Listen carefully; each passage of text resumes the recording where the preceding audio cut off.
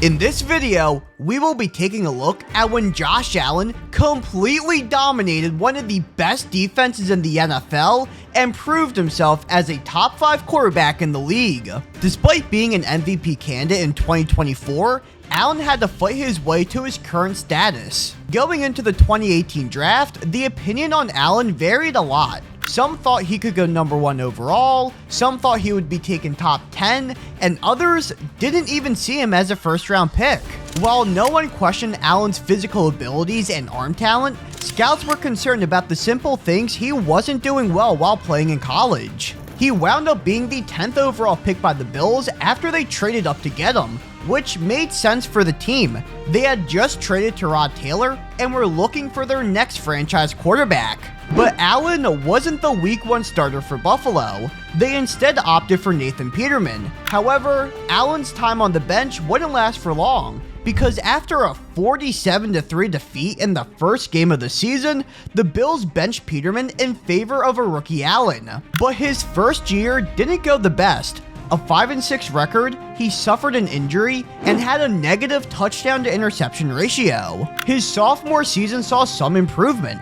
The team went from 6-10 to 10-6 and made it back to the playoffs, but were eliminated after blowing a 16-point lead to the Texans and losing in overtime. Along with the team's improvement, Allen got better also. His accuracy went up, his yards per game increased, and he cut down on the turnovers. However, in the grand scheme of everything, he still was not putting up the numbers you would expect from a guy who was rumored to be the best player in his draft. So going into his 3rd season, it was a make it or break it year for the Bills QB. And the team did everything they could to help improve the offense for him, hoping he would make that leap. They beefed up the offensive line, and they upgraded his pass catchers, which includes the key additions of trading for Stephon Diggs from the Vikings, giving Allen a true number 1 wide receiver that he so desperately needed. They also drafted Gabe Davis in the 2nd round to complement Diggs. Add them in with a 2nd-year Dawson Knox at tight end and Devin Singletary at running back, and all of the pieces were in place for Buffalo's offense to take the next step. But it all depended on Josh Allen. And in week 1 of 2020, things started to look promising. In a dominating win over the Jets, Josh Allen absolutely crushed it. He had a career high in passing yards with his first ever 300-yard game, 2 touchdowns, and 0 interceptions. He also rushed for 57 yards and had a score on the ground.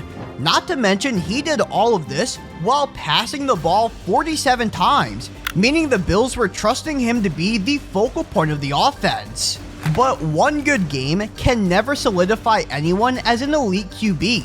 But he had a chance to prove that he was the stellar quarterback the very next week.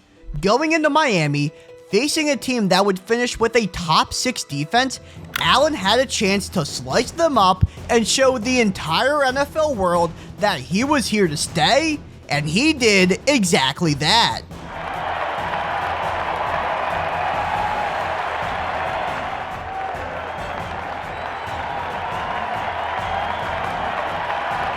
Against one of the best defensive units in the league, Allen balled out. He one-upped himself from the week prior, setting a new career high in passing yards, eclipsing 400 for the first time ever.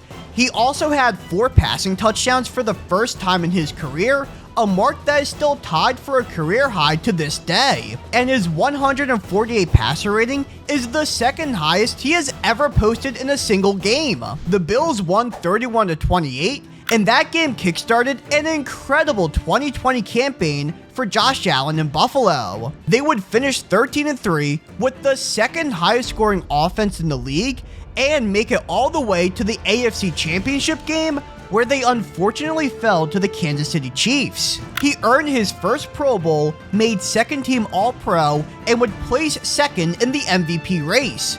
And after that week 2 game in Miami, has been one of the best quarterbacks in the NFL ever since.